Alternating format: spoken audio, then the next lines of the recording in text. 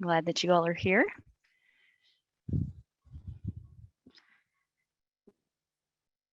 Welcome to our webinar on our upcoming dissertation minimum progression milestones.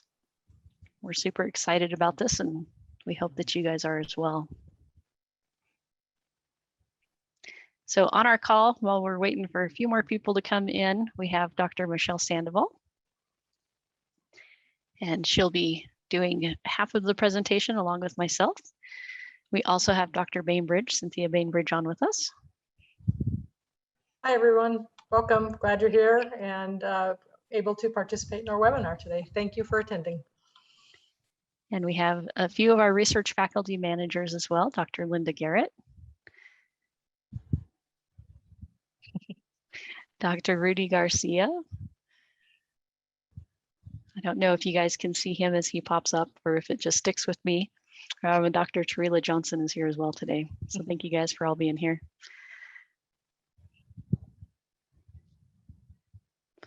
So Dr. Sandoval, shall we go ahead and get started? I think we should. We are 4:03. Like Dr. Walsh said, we have a lot of material to cover today. And so I will hand it off to you and go to the next slide. Thank you. Maybe. There we go. All right. So our agenda today is we're going to overview kind of what has been and what has changed. So overview of our changing courses and the processes. We're also going to talk about what are the minimum progression requirements. Then we're going to go into a pretty detailed look about each of those courses and what the corresponding minimum progression milestone is, as well as some additional courses that you guys will see. Then we're going to hit some frequently asked questions, followed by helpful hints and resources, and then hopefully again leave time at the end for questions. So just kind of our broad perspective here. It used to be that we did not have any minimum progression requirements in classes prior to 2019. And then in 2019, we implemented the prospectus completion minimum progression requirement in 955. With that particular one, we got such good feedback from faculty, from you all as our learners. And so we have taken that and we have run with it. So what we're going to start doing is putting in our minimum requirement models to our remaining dissertation courses. And we have also added 5 additional continuation courses that also have those minimum progression requirements in them. So we're super excited about this. Dr. Sandoval, you can move on if you'd like. So what are these minimum progression requirements? One of the key things that we want to state here is they are the absolute minimum amount of progression that a learner should make or can make in order to move forward in the class. So for example, in 955, you can't get out of 955 unless your chair and your methodologist deem your prospectus sufficient enough to move forward. And these are going to be the same type of things. Now we say absolute minimum because we want you all moving faster than this if at all possible. So this is the slowest that we want you guys to move. And each of these courses will have a pass-fail assignment with the exception of one. We'll get into that in a little bit. Pass-fail means you either get all 400 points or you get 0 of those 400 points. There is no in between. If someone does not pass this assignment, i.e. get 400 points on this assignment, then that person will fail the class. Learners have a total of 3 opportunities to complete a course successfully. Note that those are opportunities, things like a withdrawal, an F grade, those count as an opportunity for the course. So be careful with that type of stuff. If you have questions about that, you can talk to your SSC. And before you move on to the next course, you have to get a passing grade on the current course in order to move to the next in the sequence.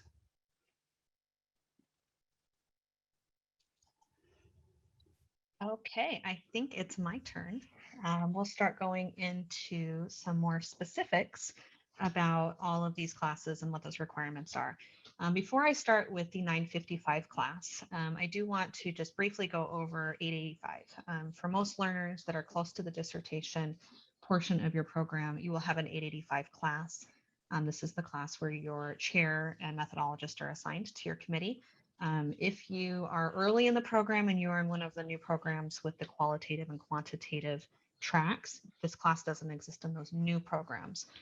But it does exist for most of our learners that are probably on this call. So 885 is where you start working with your chair. And in this class, this is what we consider a working class. There are no pass-fail requirements in this course in terms of the minimum progression requirements. But this class should be used to prepare for that progression. And so we really want to press the importance of when you're in this class, to work with your dissertation chair especially, but as well as your methodologist, to not only prepare your prospectus and work on getting that prospectus accepted and passed as soon as possible in 885, if you can do that, but also make sure that you're working ahead on those upcoming minimum progression requirements that we're going to go over, particularly Chapter 2 and Chapter 3, in working with your chair on preparing for those as well. So starting with 955, this class, this is the class that we have already implemented the minimum progression requirements, and we've had these in place for a couple of years now with really great success with our learners. And so this class, if you have not taken it yet, this is the class where the prospectus has to be accepted by the chair and the methodologist, and it's by week 6 in the course. Once that prospectus is accepted, learners will work on their proposal going forward. So this is where if your prospectus is accepted either very early in 955 or even in the 885 class, then you would just move forward and work on the proposal, and then you get a passing grade on that pass-fail assignment. If you're still working on your prospectus in 955, that's okay, but you do have to be able to produce a completed prospectus by week 6 that the methodologist and chair have accepted to move forward. And when working on the ISP, your ISP is due in week 1 of each dissertation class. This document will become really important for planning ahead. So not just planning for the current course, but also planning ahead to make sure that you continue to move forward and work ahead on those future progression requirements. In 955 in particular, it's really important to coordinate with the dissertation chair to decide which chapter you're going to complete in the next class. You'll see that in a moment. There is an option in 960 to complete either Chapter 2 or Chapter 3. This will typically be based on the chair's preference and guidance in collaboration with the learners. And so it will be important for students to make sure they work with their chairs to identify which chapter that will be. There is an assignment due in week 7 of this 955 class. That's just a basic outline of whatever that chosen chapter is, whether it's Chapter 2 or Chapter 3. To make sure that you have at least a framework for that chapter. But again, work ahead on this as much as you possibly can. The next class in the sequence after 955 is 960.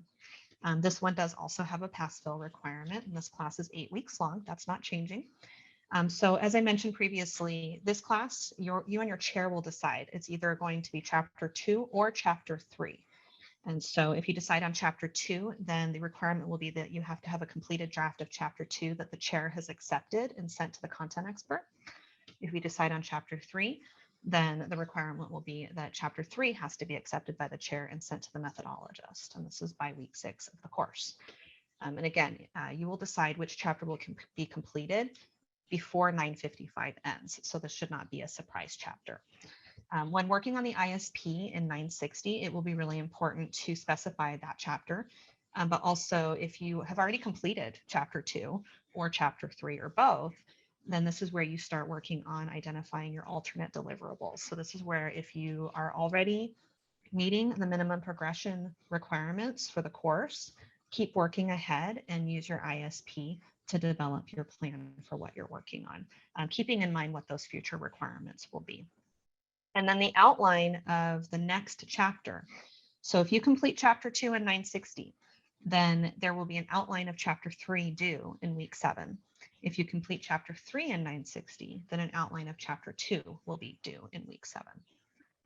And then the next class is kind of in reverse. So whatever chapter you didn't complete, you will do in this class. And so that is that opposite chapter. And then again, an outline of the next chapter, which is chapter 1, will be due in week 7 of the course. So as you can see, there's a pattern here. We are really encouraging through the structure of the classes to not only work on the current progression milestone, but also to make sure that you get a start on the next progression milestone that's required in the next course. 966E is the first existing continuation class. This class is 12 weeks long. All continuation classes after this point will be 12 weeks long unless you're in 975, and we'll talk about that in a little bit. So 966E, the pass-fail requirement in this course is that you have to have a chapter 1 accepted by your chair, and then the chair has sent that to the methodologist and the content expert. This class is 12 weeks long, and thankfully chapter 1 is, I believe, if I'm not mistaken, it's about 5 sections. It is probably the shortest chapter. It is not necessarily easy to complete, but it is not going to be as lengthy, for example, as chapter 2. So this is a great class if you are trying to catch up. If you're entering 966E and this is the first class where you've had any minimum progression requirements, this class is a great time to start catching up on prior chapters if you haven't gotten them completed yet. It's also a really great class to work ahead and address feedback on chapters 2 and 3 that you've received if you haven't done it already. And then in this class, we will also ask you to work on and complete the peer review ready training. That'll be due by the end of the course in week 11. 967E, this is the only class, as Dr. Waldschmidt mentioned earlier. This class does not have a pass-fail requirement. We're considering this also a working class. So during this class, there is an assignment in week 11 where it will be expected to have a draft of chapter 1 through 3 that's ready for committee review. Again, as we went over, those chapters will have already been sent to the committee. So this will not be their first read of the proposal, but it might be their first read of the entire proposal put together. So this is the class where you will want to make sure that you have that full proposal completed. However, if you don't quite make it by the end of the class, that's okay. That doesn't necessarily automatically mean that you have to retake the course. Your grade in this class will be dependent on all of the assignments. And again, there's no pass-fail requirement. However, you do want to make sure to keep in mind the requirement for the next course, which is that you have to submit successfully to level 2 peer review.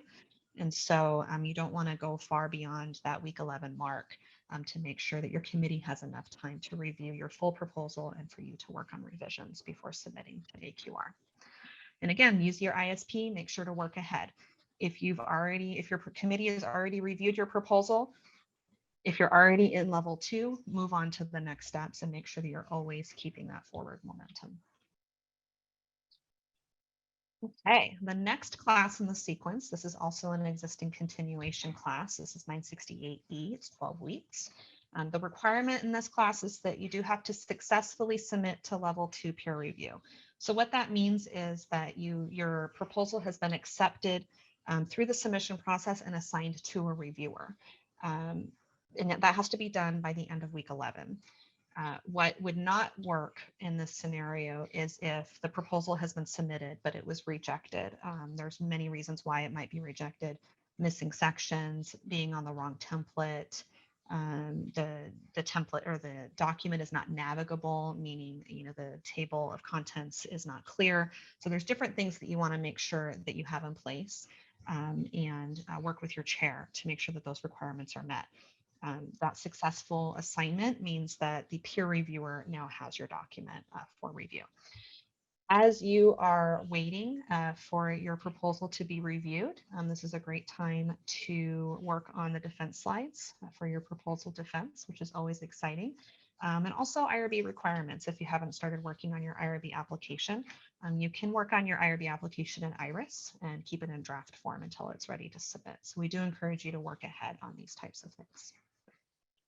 And then following 968E, we have 969E, and that's where the requirement will be for you to have received approval from that level 2 submission that you submitted by week 11 of 968E. So that gives 12 weeks to go through the AQR revision process and to get feedback from AQR, work with the committee to make revisions, submit it back to AQR.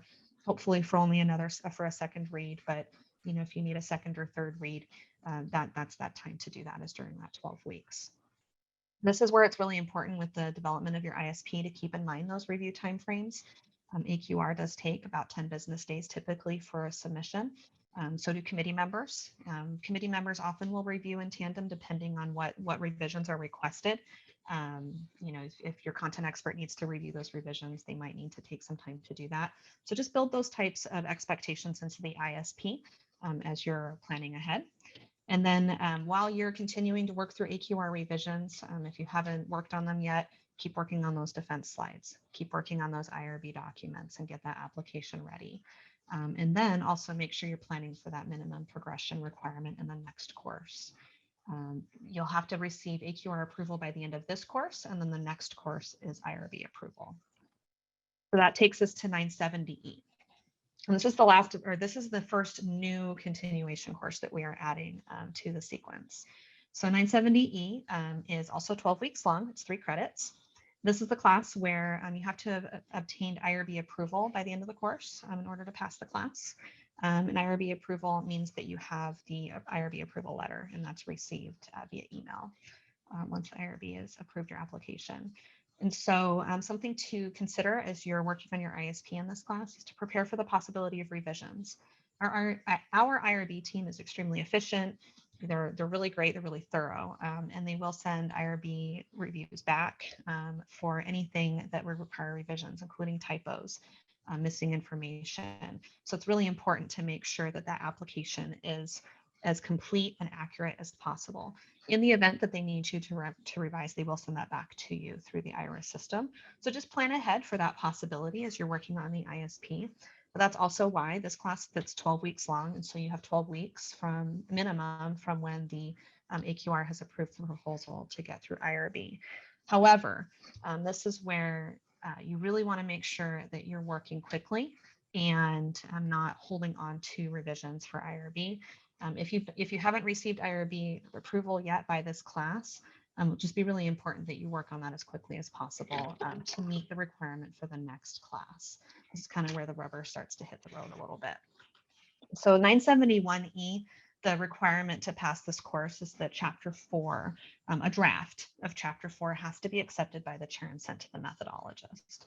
And so as you're working on your ISP, make sure you're including your data collection, analysis, and your drafting, your writing. Planning ahead in prior courses will really help with improving your likelihood of meeting this requirement. So this is where, even though each class has its own minimum requirement, again, these are the minimums. If you can move faster, you should definitely do so, because it will make it a lot simpler for you to meet the requirements in the later classes. If you have an extended data collection plan, we recognize that this does occur sometimes, and that could put a little crimp in your ability to write Chapter 4 if you have a 2-month data collection plan, or 3 months. Sometimes it takes longer. If you know in advance that your data collection is going to take at least 2 months, please speak with your SSC about your options, because we do have policies in place for those types of extended plans. And we recognize that sometimes we'll need to work with students on that. If your data collection is going to take less than a couple of months, then you should be able to work within these requirements. And then as you're drafting your ISP for this class, keep in mind that Chapter 5 is also due in the next class. And so you'll be working on an outline of Chapter 5 while you're waiting on feedback from Chapter 4. And so this is something that you can work ahead on as well. And then the final class. Or no, I'm sorry, I'm working ahead. I'm skipping 2 classes. 972E is the next course in the sequence. And in this sequence, the full dissertation needs to be accepted by the chair and sent to the committee for review. And that sounds like a lot, but by this point, you have drafted at least through Chapter 4. And so Chapter 5 is the last one, as well as any cleanup of your manuscript. And so by the end of this class, you should have Chapter 5 done and your entire manuscript ready for a read by your committee. And as you're going through this class, while you're waiting on feedback, work on those defense slides, make sure that manuscript is ready for review. And because that next requirement in 973 is to submit your dissertation successfully to level 5 peer review. And so again, successful submission to level 5 means that it has been assigned to a peer reviewer. And all committee members must agree that the manuscript is ready to submit to peer review. So that's where it will be really important to get that manuscript in front of your committee as soon as possible in 972 or earlier if you're able to work ahead. And then for the ISP in 973, this is where you'll want to start planning for the next requirement, which is passing your dissertation defense and successfully submitting to form and format review, which is your last submission step for the students. And the dissertation defense does have to be passed, and you have to meet all conditions, whether they were presented at the level 5 review, just defense review. Sometimes when you submit to peer review at level 5 or hold the defense call, the committee or the peer reviewer may ask for additional changes, and those changes do have to be made before you submit to form and format. And so you'll want to work in some of those possibilities as you're working on your ISP. Now we're on the final class, 974E. This is going to become the last class in the dissertation sequence. There will be no classes after this one. The requirement to pass this course is to submit to form and format by week 11. So again, you have to successfully defend your dissertation before you can do so. So during this class, plan ahead to defend, work with your chair to get that defense scheduled as soon as you're ready. Make sure that all of those conditions and must address items from level 5 or defense have been addressed fully. And also make sure that the manuscript is ready for form and formatting. This is where looking at APA formatting, template styling, checking all of the references, which we really recommend ReciteWorks. It's a great free service to use to check your references. Make sure that you're doing all of these things before submitting to form and format. So that you don't have to go through multiple revisions in form and formatting. And then once your form and format is approved, your manuscript is automatically sent to the final reviews. And so this is where you will wait for word from either the peer reviewer if there's any additional small changes they need you to make, hopefully small at that point, or the next thing you'll hear is the D80. And so this is where we won't require you to be in class anymore. And we're just expecting that that form and format is submitted by week 11 of 974.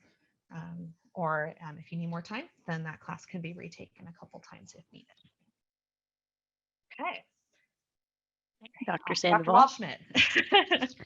So I did want to hit a couple of questions that I see popping up in the Q&A.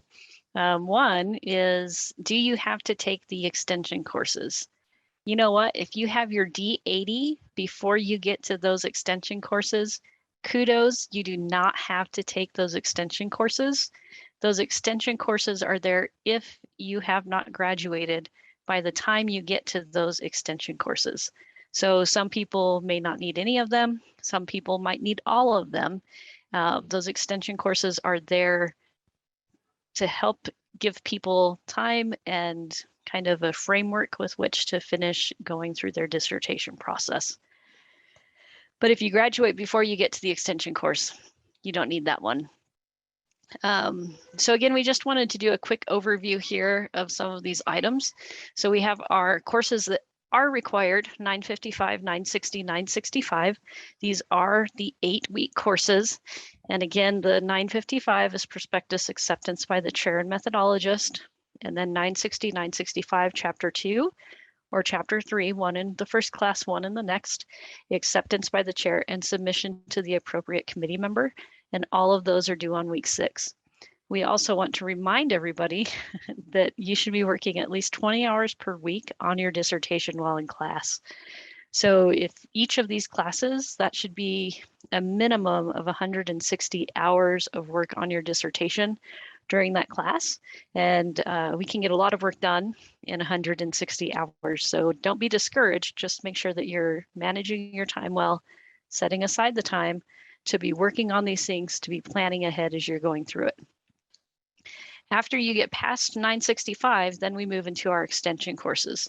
So this is where we get into 966 through 974E. The 4 that currently exist are 966, 967, 968, and 969E. All of these are 12-week courses available if you need them. So for 966, it's that chapter 1 acceptance. For 967, you just send your full proposal to your committee. That's the only not pass-fail class here, other than 885.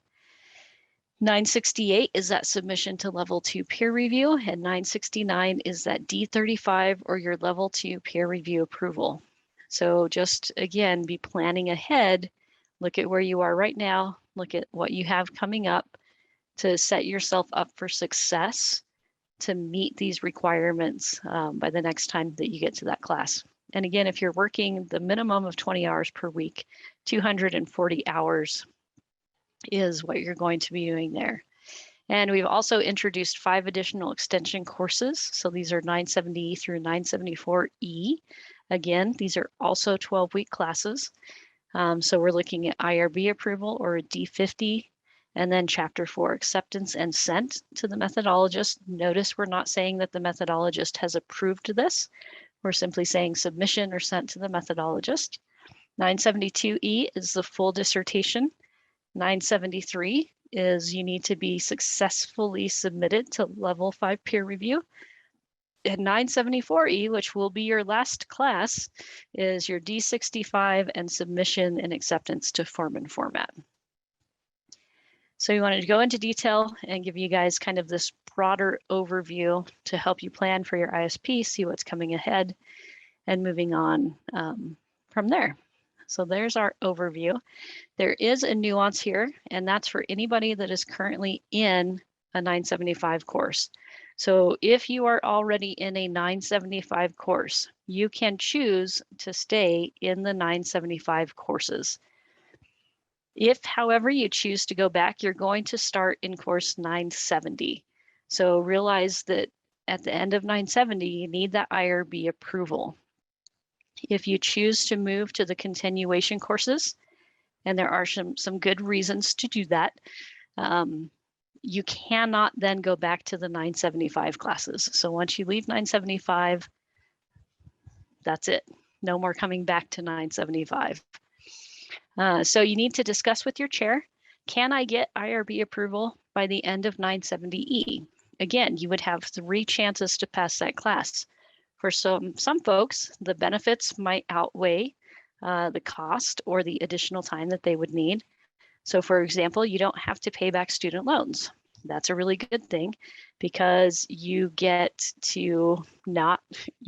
in essence to be fully enrolled and don't have to pay back your student loans. Again, you're considered fully enrolled. You can actually take out student loans for these 970 through 974E extension classes or continuation classes. Dr. Sandoval, I'm missing one thing here. Yeah, there's academic, if you need to raise your GPA, there's an academic component there as well. That's not necessarily a big concern once you get to the dissertation classes, but it is something that you can use to raise your GPA if that's something that you need to do. So these are all things, all of these academic and financial benefits, speak with your SSC to determine which ones would apply to you. So for some folks, it might be worth taking 970E, even though you won't be able to get IRB approval by the end of the class. You can take the class, pause those student loan payments, take the class a second time with hopes of getting through IRB the second time. Again, you get 3 opportunities to get through these courses. For other folks, they might want to stay at 975, and that's perfectly fine. So have that conversation for those who are here with your committee, with your SSC, and move forward in whichever path works best for you.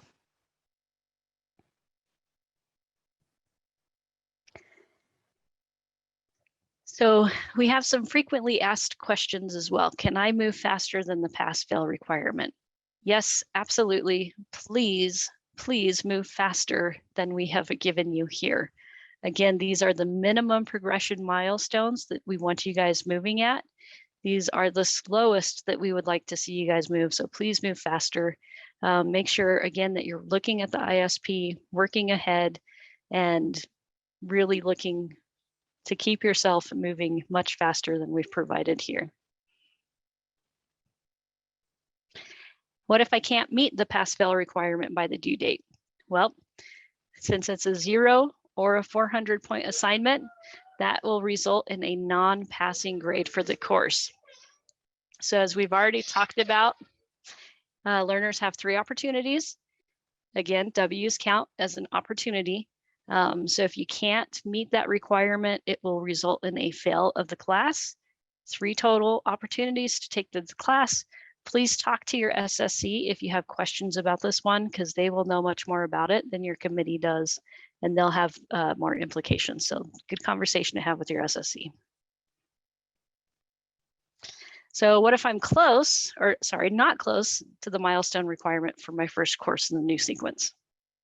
We know that some people will be here. So for example, if you're entering 966E in December and you don't have a chapter 2 or a chapter 3 completed, what do? Well, the minimum progression milestone due in that particular class is a draft of chapter 1 that your chair will then send out to your committee. So our recommendation would be to work on meeting that minimum progression milestone in that particular class, which in this instance would be chapter 1, and then going and meeting those progression milestones that were in the earlier courses.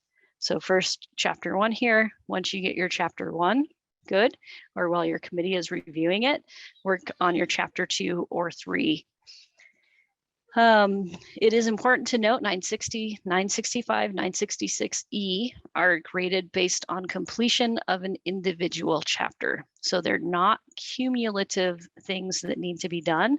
So make sure again that if you're in this circumstance and you're in one of these classes, that you're taking time to catch up with what has been in prior classes so that you can keep progressing as you move forward. And then we've also provided 970E, and that does not have a pass-fail requirement. So as Dr. Sandoval mentioned earlier, that is a working class. So that gives you some additional time to catch up here as well.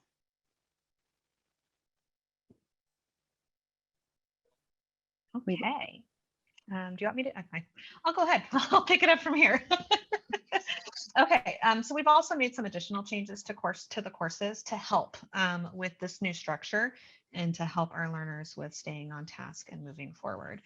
So the first change will be an update to the ISP instructions. So as we went over earlier, the ISPs are going to become a really valuable tool. They already are a valuable tool. Their importance is increasing with these new class changes. And so the ISP should be used to plan for meeting each course requirement as well as planning ahead. If you've already met that minimum requirement, then collaborate with the chair to identify what the alternate deliverable should be for that class, which should be keeping in mind those future progression requirements. So again, if you're in 967E and you've already submitted to proposal review, that's a kind of an extreme positive there. Then what you would do is work on the next requirement, which would be making sure that you get through IRB. And that also means that you have several classes ahead that you've worked. And so that gives you a little bit more time. So that's where that benefit of taking every opportunity to continue moving forward will come into play. We also have added a Zoom call summary assignment to each course. So each course will require Zoom call summaries every 4 weeks. So for those 8-week classes, there are 2 Zoom call summary assignments. And in the 12-week courses, there are 3 Zoom call summary assignments. And these are just basically what your chair would normally ask you to post in the LVP. We're adding as an assignment to log that the call was completed and also what was discussed during that call. So these assignments will be graded on completion. And they're due in weeks 5 and 8 in the 8-week courses, and then in weeks 5, 9, and 12 in the 12-week courses. And then additionally, the DQs are changing. For those of you who are already in the dissertation sequence, I'm sure that you could probably cite by heart without looking at it, the post that you copy and paste into your DQs every week. So that is changing with these new courses. The DQs are now going to be when you post your status update for the week. There will be prompts every week based on where that class is. Some of the DQs are a little bit different, focused more on making sure that those progression milestones are going to be met, or what you're struggling with that week, or what assistance you might need. And so just keep that in mind. That copy and paste statement will be disappearing, starting with those classes starting after December 1st. And then participation will continue to be at the discretion of the chair, and the chair may require that participation either in HALO or the LDP. So speak with your chair about what they would like you to do. And then we have some helpful hints and resources. So most of these are hints, and then we have some really great resources to provide to you as well. But our first hint, if you haven't caught the theme, is hustle while you wait, work ahead, be strategic. So that ISP, again, use that ISP to be strategic, always be planning ahead. While each course does end every 8 or 12 weeks, the dissertation journey is a continuous one. And so make sure that you're aware of what's coming next and what you need to do to complete those requirements. Work on the next required deliverable while the current one is under review. So for example, let's say you're working on your prospectus right now, and you're in 885 or 955. Get working on chapter 2, chapter 3. Work with your chair to identify what you can do to keep moving forward. Even if the a chapter written is great because then you have somewhere to start. And so even if it's not necessarily a polished chapter, just having somewhere to start with is going to help you a lot. Read the template. Our template is amazing. Our peer review and leadership team have just worked so hard on providing as much information as they can on how to complete a dissertation at GCU. So the template, if you have not looked at it yet, we have a qualitative version and a quantitative version of the dissertation template on the DC network. Within the template, there are narratives. So the rubric criteria are not the only things to pay attention to. The narratives, what's written in each section on the template itself, provides instruction, resources, and information on how to complete that section successfully. And then the rubrics can also be used to create an outline of that section or chapter. And so please make sure you're reading the template. Most of our faculty recommend reading that template several times before you even start using it, because it is not just a template, but it's also an instructional tool. And then we have some helpful videos. Our research faculty managers, some of them on the call today answering questions in our Q&A, they have been holding some really wonderful webinars over the past several months, and we have posted those recordings to the DC network. So that link is here. We will also be posting this presentation on the DC network in the same location. And so all of these videos will be here. We have one on developing the prospectus. We have videos, a series on academic and scholarly writing. We have general learner topics that might be useful for you. And then we also will be coming out with some videos on individual chapter completion. So stay tuned for those. Anytime we hold new webinars, we do post those on the events page in the DC network. So definitely stay tuned with that page for more webinars in the future.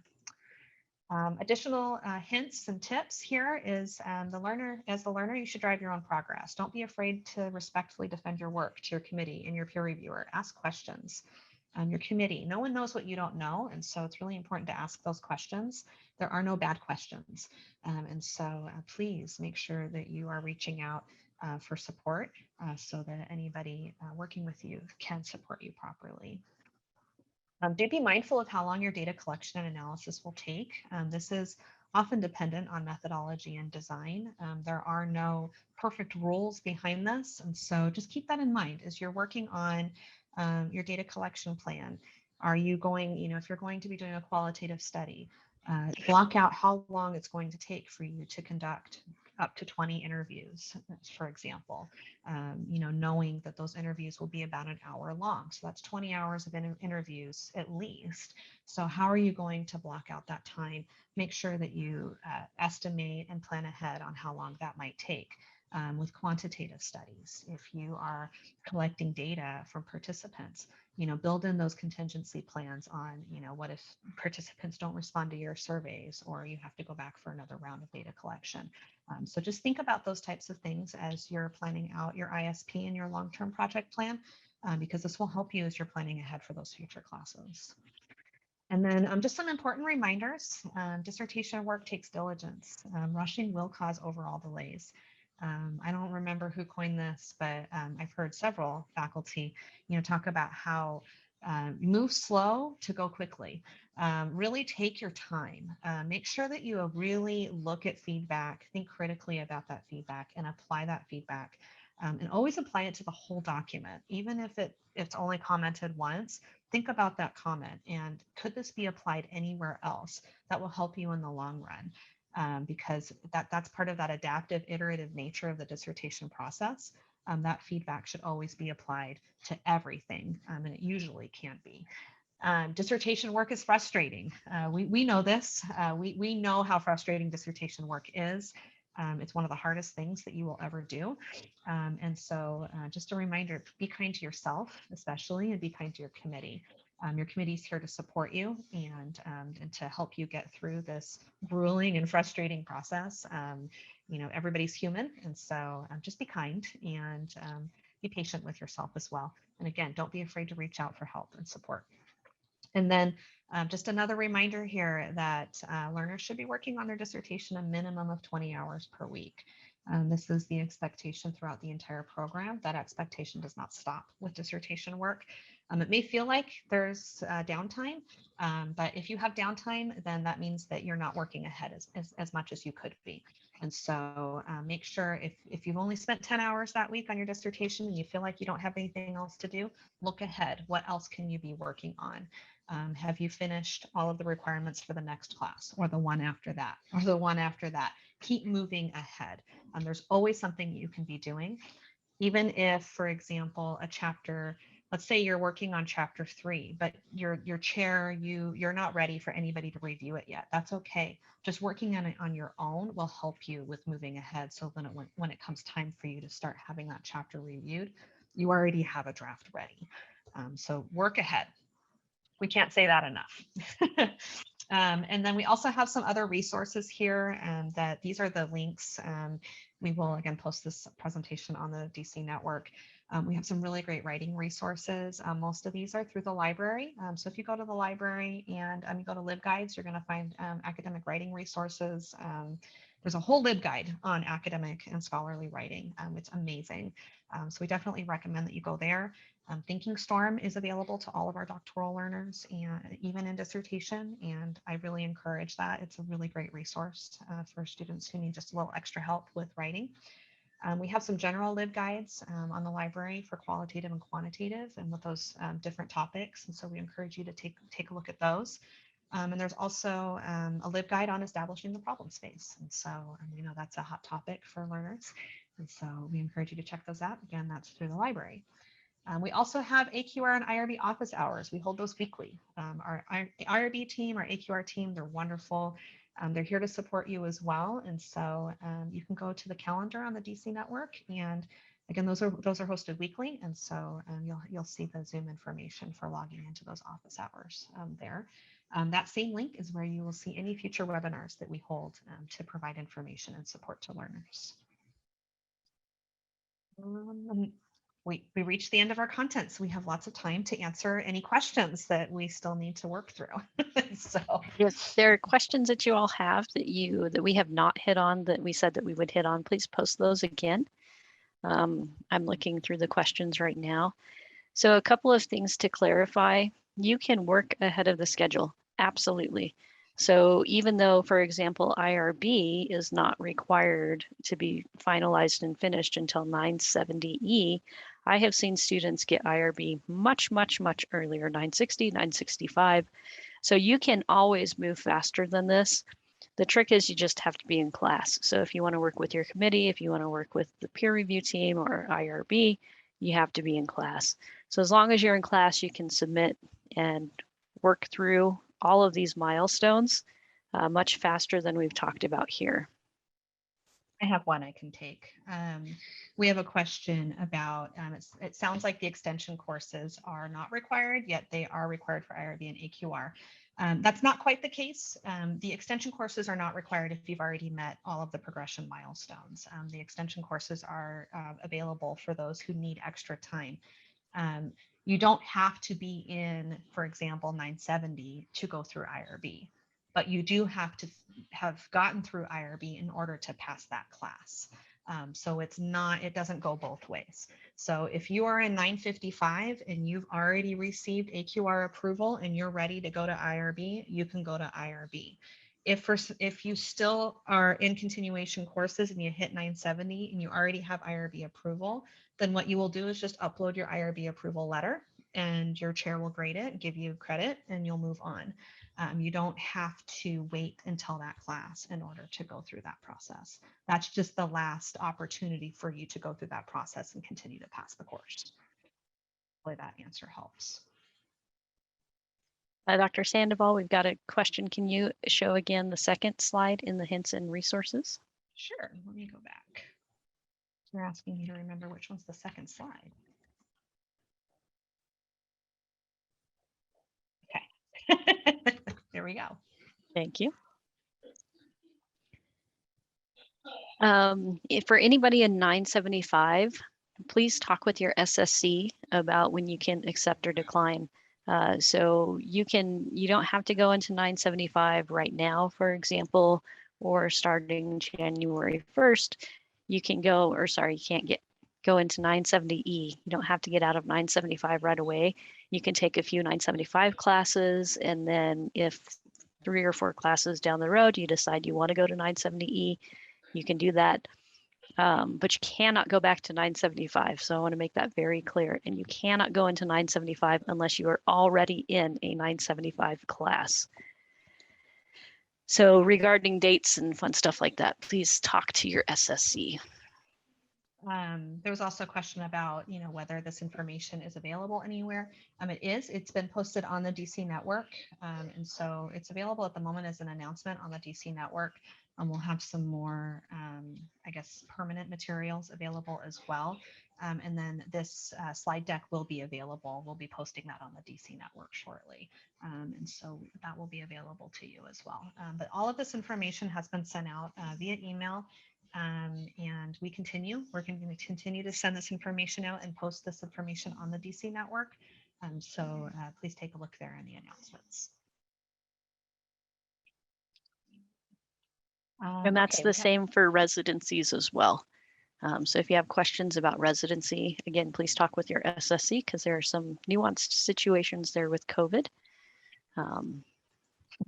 So we'll send you to your SSC. Yes. We have another question. If I roll myself into 970E from 975 and I'm going to AQR, I would still be on track, but then I would have to minimally pass IRB. That is correct. So if you're in 975 right now and you decide that your next class is going to be 970E, so you're making that one-way move to the new continuation sequence, you do have to get through IRB during that 970E class in order to pass the course. So that's where, if you're close to that requirement, then that's something that might be a good decision for you. If you still have a long ways before you think you're going to be able to get into IRB, that might be where you decide to wait to enter the new continuation sequence and stay in the 975s for a little bit longer. But again, that's something you want to talk with your chair and your SSC and figure out what is best for you. So I want to make this point clear. For example, we have another question that came up. If I have a D75 and I'm only in 967, perfect. You do not have to pay for any more classes. If you have a D75 and you're 967, that is your last class. So you do not have to take any other extension courses. You have to take 960 or 955, 960, 965. But the dissertation continuation courses, you do not have to take those. So if you graduate by 965, you don't need any dissertation continuation courses. Those are there simply if you need them. They are there to be used. We have another question. Is there a comparative chart? Well, there's not really anything to compare to. We have not had these minimum progression requirements in the classes previously. And so if you haven't entered the dissertation classes yet, that class right now has 2 assignments due in week 4 and week 7. And they are they're more of like an independent study assignment. It's based on whatever you're working on at that time. And so there aren't a lot of parameters about the requirements to pass those assignments other than making progress on those assignments, producing quality writing, and meeting the objectives of whatever you've submitted. And so it's extremely nuanced. It's very individual. And it's not very structured. And so we don't really have a comparison just because We haven't had these requirements in the classes before. But what you can look at is the dissertation milestone guide, which is on the DC network. And that does have a list of all of the milestones that you have to complete in order to graduate. So it's all of the dissertation milestones. But you'll notice right now they don't have any classes attached as the kind of the last point you can hit that milestone. We are working on making some updates to the dissertation milestone guide that we'll be publishing here in the next month or two to provide some additional information so you can see where those line up. But again, just always keep in mind that that class is the last possible, that's the minimum. So if you're moving ahead of that, then that's great. We want you to move ahead. When you see that class, that means that you have to meet that milestone in order to pass that class. You don't have to wait until that class to get to that milestone. There's another question about what is the cost of the new E-classes. The E-classes are 3 credits, so speak with your student services counselor about what that cost is, but they are 3 credit courses, so they cost tuition.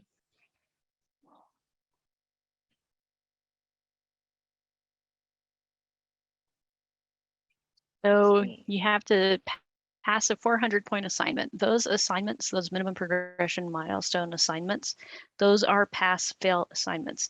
So you will either get 0 points on that assignment or 400 points on that assignment, nothing in between. I don't know what that would do to the end of your grade, but I do know failing that assignment will fail you in the class. We can't guarantee that you'll get an A, for example, if you get 400 points, because there are other things obviously that go into your grades, such as DQ post, participation, grading of those assignments. But if you fail that grade, fail that particular assignment, you will fail the course. We do have a question. I know Dr. Garcia is also typing an answer to it, but do dissertation chairs encourage working faster? So this is where what you are working on and what your chair is reviewing might sometimes be different. And that's where I was mentioning earlier. Maybe right now you're still working on your prospectus for acceptance and you haven't gotten that prospectus accepted yet. So what that means is that probably your chair and methodologist are only going to review your prospectus until that's accepted. That does not mean that you cannot work on future chapters. You should be working on at least putting together outlines of those future chapters, if not starting to write them. You might have to revise them, but it would be much better for everybody to have a draft that they revise rather than start from the beginning. So this is where, you don't have to wait for one step to be completed to start working ahead on that next step. So your chair may tell you, you have to work on the prospectus. That's all I want to see right now. They're not telling you you can't work ahead on your own and have these ready for when you are ready for me to look at this chapter. And so that's where that independent work comes into play. And that's where you need to drive your own progress.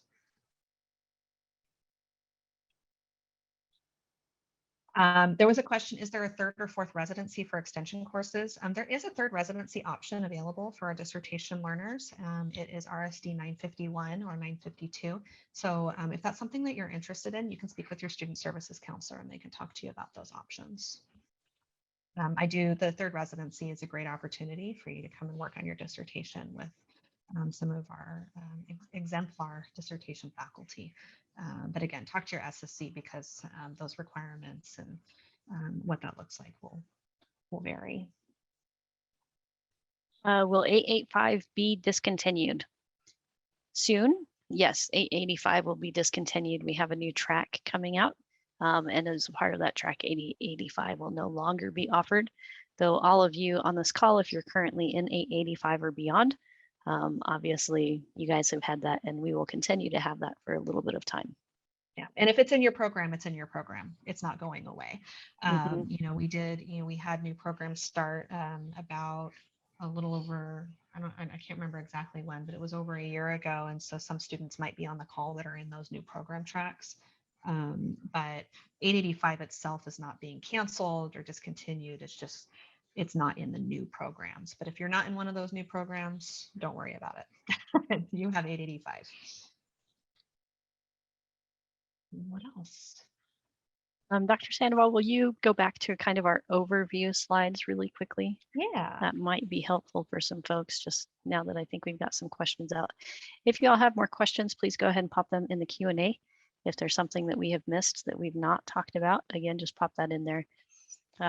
So again, really quickly, 955, 960, 965, you have to take these. That's prospectus, chapter 2 or 3, and then chapter 3 or 2, dependent on which you did in the prior class. And then 966E through 970, which is our next slide.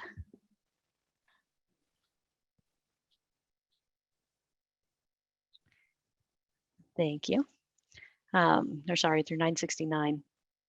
That's chapter 1, the proposal submitted to committee. That one is not a pass-fail. 968 is level 2 admittance, and 969 is level 2 peer review approval. So that's followed by 970 through 974, which is 970 is IRB. 971 is chapter 4 acceptance and sent to the methodologist. 972 is full dissertation acceptance sent to the committee members. 973 is submission to level 5 peer review, and 974 is you've defended and you are admitted to form and formatting. We have a really good question and so this is probably coming from a learner who's earlier in the program. For those who haven't started a residency, are there any suggestions for staying on track? Absolutely. So first off, go to the residency website or residency page on the DC network and make sure that you're preparing for the residency itself. There's a lot of materials, including our dissertation templates posted there, the defense slides that you would be completing at residency, as well as a lot of course materials and resources that you'll need. And so when you go to the DC network, you'll see the residency tab on the left side that you can click and go view all of those materials. So that would be the first thing I would really recommend you do, is make sure that you prepare for that residency. But while preparing for that residency, that will also help you become familiar with the entire dissertation process and what to expect. So that would be the first step I would recommend. Really quickly, the X, we simply put the X in there we don't know if you're taking psych or EDD. There might be some DBA courses in there. So we're not sure what course that is. So we leave the X to kind of encompass all of those prefaces for these courses. But anything 960 or 955 through 974E are all 3 credit classes. Yep. I have a question here. How many times can you take 971E? You can take any class. And actually, this is a GCU, this is a university policy that any class you can attempt up to 3 times. And so attempts mean W, pass, or fail. And so that's something that you would want to speak to your student services counselor about for anything more specific than that. But just know that there are 3 opportunities to attempt a single course. And that's for any class at GCU. And if you are concerned about collecting data between 970 and 971, work ahead. We recommend, again, that you look ahead, try to get to IRB in 968, 969, so that then you can actually defend or start collecting your data prior to even getting to 970. Again, these are the slowest that we would like for you all to work. We would much prefer that you work faster than what we have provided here. So please, please, please work faster, work ahead. Hustle while you wait. That's kind of our biggest take-home point that we can make here. Dr. Sandoval, I'm showing that it is 5 o'clock in Arizona. Yeah. And we have no more questions in the queue. And so we are holding another webinar on November 30th. So we welcome you to come back if you feel like you didn't get enough information. We are going to send out a short survey that will be sent out to gather some feedback. And so again, we hope to see you on November 30th if you'd like additional information. And please watch out for more announcements on the DC network and in your my.gcu.edu email as we draw closer to December 1st. Well, thank you everybody for coming tonight. We appreciate it.